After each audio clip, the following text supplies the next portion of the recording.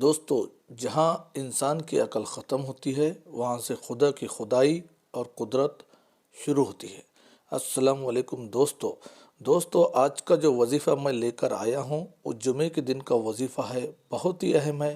جو شخص بھی اپنے لیے 5 سے 6 منٹ نکال کر جمعے کے دن یہ وظیفہ کرے تو انشاءاللہ تعالیٰ اور ہاتھ اٹھا کر اللہ تعالیٰ سے دعا مانگ لے تو فوراً قبول ہو جائیں گی، اور اس کو پڑھتے پڑھتے اس کے مسئلے حل ہونا شروع ہو جائیں گے، غیبی مدد کے دروازے کھل جائیں گے، اس کی زندگی میں خوشیاں لوٹ آئیں گی، وظیفہ اپنا اثر دکھانے لگے گا۔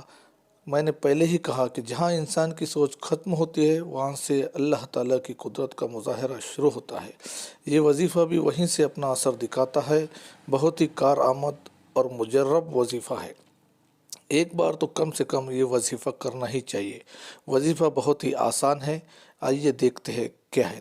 تو جمعے کے دن آپ کسی بھی وقت یہ وظیفہ کر سکتے ہیں۔ وظیفے کے لیے باوضو ہو جانا ضروری ہے، اور اس جگہ پر بیٹھ کر اول 3 مرتبہ کوئی بھی درود شریف پڑھ لے۔ درود شریف پڑھنے کے بعد 100 مرتبہ بسم اللہ الرحمن الرحیم پڑھ لے۔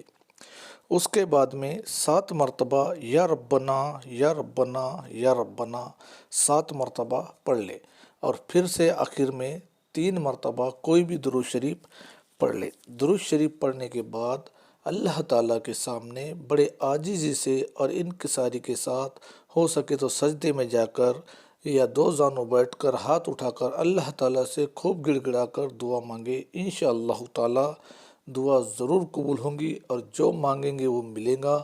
چاہے دولت مانگ لو، شہرت مانگ لو، عزت مانگ لو یا رزق مانگ لو، سب ملے گا۔ تمام پریشانیاں، مصیبتیں، بلائیں ختم ہوں گی اور خوشیاں واپس لوٹ آئیں گی۔ جی ہاں دوستو، وظیفہ ایک مرتبہ اور سن لیجئے۔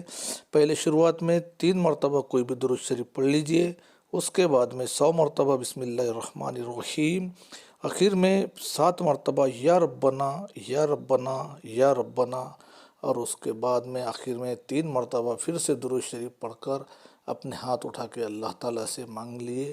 انشاءاللہ تعالیٰ آپ کی دعا ضرور قبول ہوں گی، آپ کی مراد پوری ہوں گی انشاءاللہ تعالیٰ۔